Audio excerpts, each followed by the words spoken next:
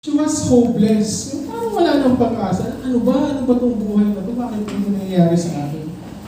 Palagay niya, wala na daw dahilan para mabuhay kasi nga hopeless siguro, broken-hearted.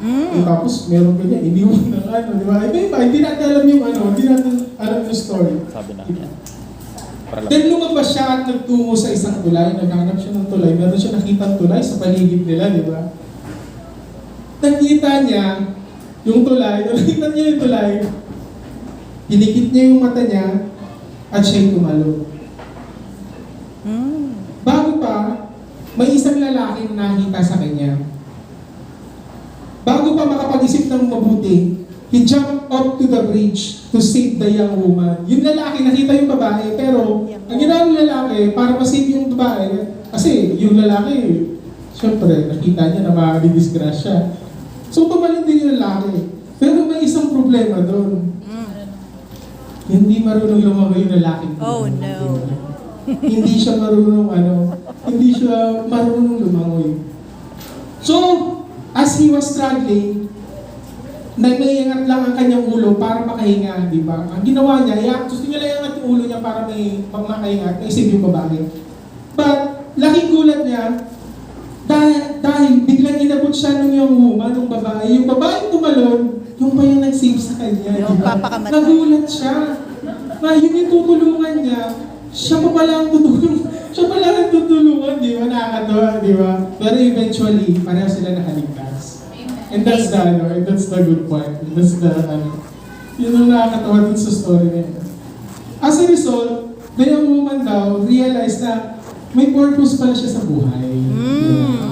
Yun. To love and care for others and to serve the Lord Jesus Christ. Amen.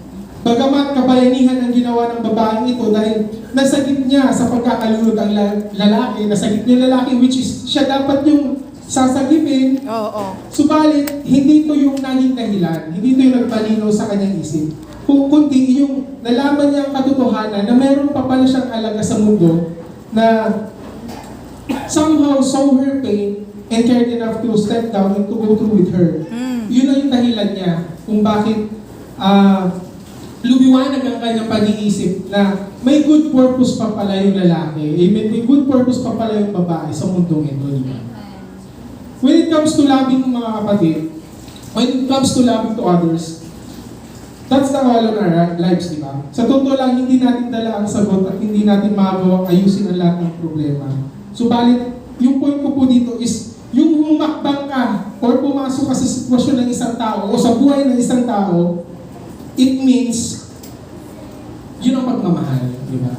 Kasi mahirap yun na may alam mo sa buhay ng isang tao, masyadong na yung buhay niya, rough na yung pinagdadaanan, tapos pagpasukin niya. Pero ang gagawin mo naman nga doon is, in a good way, tutulong ka, di ba? Ang sabi sa Hebrews 13 verse 16, ayan, ang sabi ito, and do not forget to do good and to share with others, for with such a sacrifice God is pleased, di ba? Huwag mong kakalimutan gumawa ng mabuti, di ba? Dahil mo napuntuhan na mag-iipuning karahayan sa mga taong nag-iitok-itok sa paligid mo or sa mga taong nasa paligid mo. One of the ways you can demonstrate your love for the Lord is to be compassionate. Maging compassionate po tayo. Amen. And caring towards those you encounter here on earth. Every day encounter natin sa mga tao, sa community natin. Be passionate, mga kapatid. Kasi even small gesture can mean a great deal. Di ba? Ano ba yung sinasabing gesture? Ano yung sinasabing gesture na din? Ito yung masaya ka kung ano binibigay mo, mapaliit man or malaki, di ba? Yun yung gesture na sinasabi ko. Kaya naman mga kapatid, as we give today, let's use our resources mga kapatid para makatulong sa iba't ibang paraan, especially po sa ating sambahan, nang makatulong din tayo when it comes to sa panahon ng tayo na rin nangangailangan. A simple gesture can make difference, or little love can make difference. Let's pray for our minutes. Dear God, muli,